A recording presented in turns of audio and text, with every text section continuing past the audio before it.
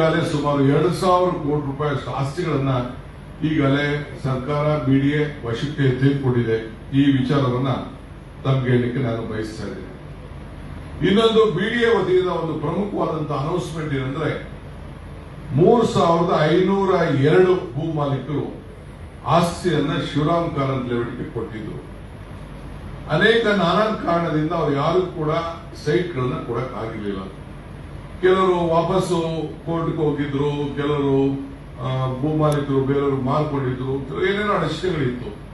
So ಅದಕ್ಕೆ ಕೋರ್ಟಿಂದಲೂ ಕೂಡ ನಾವು ಪರ್ಮಿಷನ್ ತೆಗೆದುಕೊಂಡು 18,000 ಜನರಿಗೆ ಸೈಟ್ ಅನ್ನ, ಭೂ ಮಾಲೀಕರ ಸೈಟ್ ಅನ್ನ 18,000 ಸೈಟ್ಗಳನ್ನ 15ನೇ ತಾರೀಕಿಂದನೇ ಅವರಿಗೆ ನೆಕ್ಸ್ಟ್ ನಾಳೆ ಅಲ್ಲ ನಾಳಿದ್ದಿಂದ 15ನೇ ತಾರೀಕಿಂದ ಅದನ್ನ ನೋಟಿಫೈ ಮಾಡಿ ಅವರು 15ನೇ ತಾರೀಕಿಂದನೇ ಅವರ ದಾಖಲೆಗಳನ್ನ ಒದಗಿಸಿಕೊಟ್ಟು ಅವ್ರಿಗೆಲ್ಲ ಪ್ರೋಸೆಸ್ ಅದಕ್ಕೆಲ್ಲ ಕಂಪ್ಯೂಟರೈಸೇಷನ್ ನಾವು ಮಾಡಿದೀವಿ.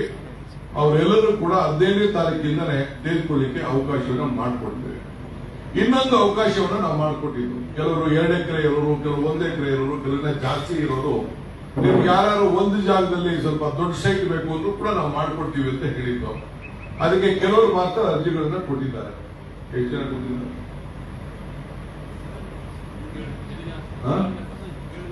ವಿಡಿಯೋ ಕಮಿಷನ್ 7 ಬರೀ 7-8 ಜನ ಮಾತ್ರ ಕೊಟ್ಟಿದ್ದಾರೆ. ಇನ್ನು ಯಾರು ಕೊಟ್ಟರು ಕೂಡ ನೋಡೋಣ, ವಿ ವಿಲ್ ಎಕ್ಸಾಮಿನ್ ದಟ್.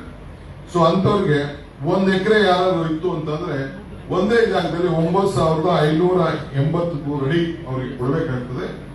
ಆ ಪ್ರಕಾರ 1 ಎಕರೆ, 2 ಎಕರೆ, 3 ಎಕರೆ, 4 ಎಕರೆ ಮಾಡಿ ಒಂದೇ ಜಾಗದಲ್ಲಿ ಸ್ವಲ್ಪ ಹೈ ರೈಸ್ಗೆ ಅವಕಾಶಗಳನ್ನ ಮಾಡಿಕೊಡ್ಬೇಕು ಅನ್ನೋ ದೃಷ್ಟಿಯಿಂದ ವರ್ಟಿಕಲ್ ಹೋಗಿ ಅಂತ ಹೇಳಿ ನಾವು ಮಾಡ್ತಾ ಇದ್ದೇವೆ. 15ನೇ